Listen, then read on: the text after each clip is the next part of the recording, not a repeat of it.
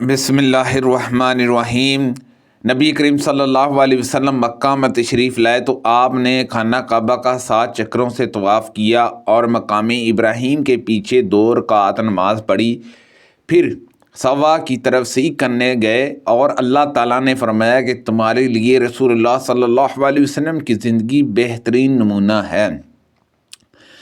کچھ لوگوں نے صبح کی نماز کے بعد کعبے کا طواف کیا، پھر ایک وضع کرنے والے کے پاس بیٹھ گئے اور جب سورج نکلنے لگا تو وہ لوگ نماز طواف کی 2 رکعت پڑھنے کے لیے کھڑے ہو گئے۔ اس پر حضرت عائشہ رضی اللہ عنہا نے ناگواری کے ساتھ فرمایا، جب سے تو یہ لوگ بیٹھے تھے اور جب وہ وقت آیا کہ جس میں نماز مکروہ ہے تو نماز کے لیے کھڑے ہو گئے۔ میں نے نبی کریم صلی اللہ علیہ وسلم سے سنا ہے، آپ صلی اللہ علیہ وسلم سورج طلوع ہوتے اور غروب ہوتے وقت نماز پڑھنے سے روکتے تھے۔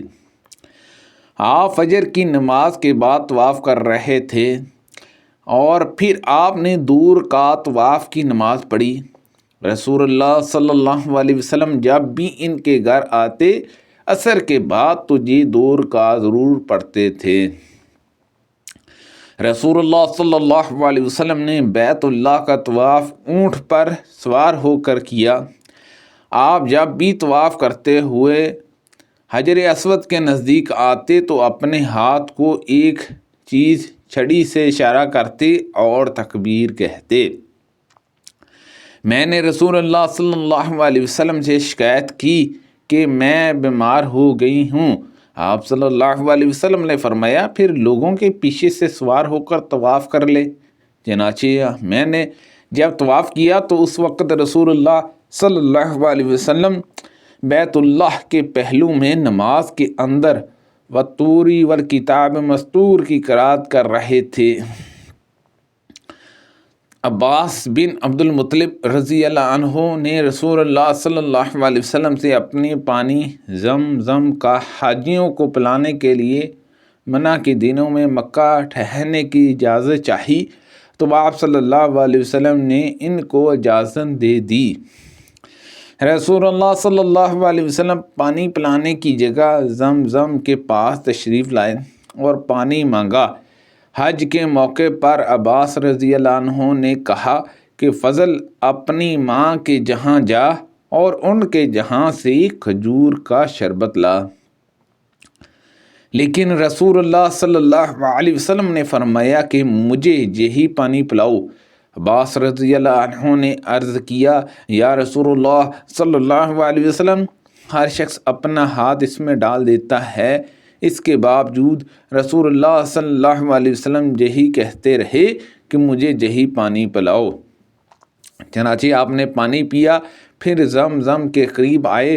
لوگ کنویں سے پانی کھینچ رہے تھے اور کام کر رہے تھے۔ آپ نے انہیں دیکھ کر فرمایا، کام کرتے جاؤ، ایک اچھے کام پر لگے ہوئے ہو۔ پھر فرمایا، اگر یہ خیال نہ ہوتا کہ آئندہ لوگ تمہیں پریشان کر دیں گے تو میں بھی اترتا اور رسی اپنے اس پر رکھ لیتا۔ مراد آپ کی شان سے تھی۔ آپ نے اس کی طرف اشارہ کر کے کہا تھا۔ رسول اللہ صلی اللہ علیہ وسلم نے فرمایا، جب میں مکہ میں تھا تو میرے گھر کی چھت کھلی اور جبرائیل علیہ السلام نازل ہوئے۔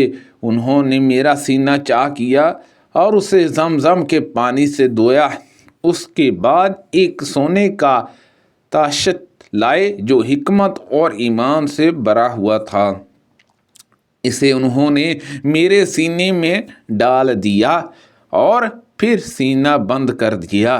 اب وہ مجھے ہاتھ سے پکڑ کر آسمان و دنیا کی طرف لے چلے۔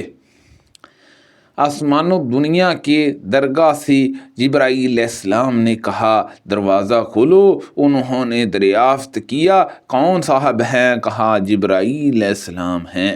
سبحان اللہ عز و جل۔